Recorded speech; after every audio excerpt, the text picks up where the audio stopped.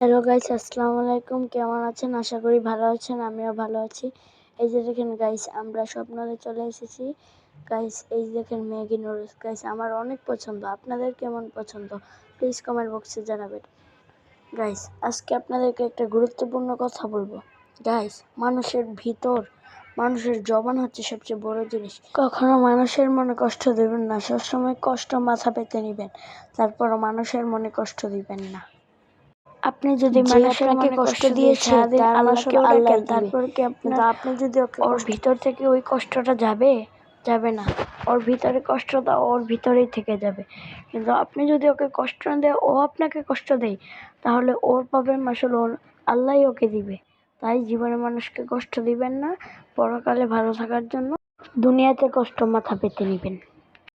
এই যে দেশে কত মানুষ মারা যাচ্ছে, তারা যদি ভালো কাজ করে তারা জান্নাতে যাবে, তারা যদি খারাপ কাজ করে তাহলে তারা জাহান্নামে যাবে। কিন্তু তারা যে খারাপ কাজগুলো করেছে তার মাসুল তাদের একদিন দিতে হবে।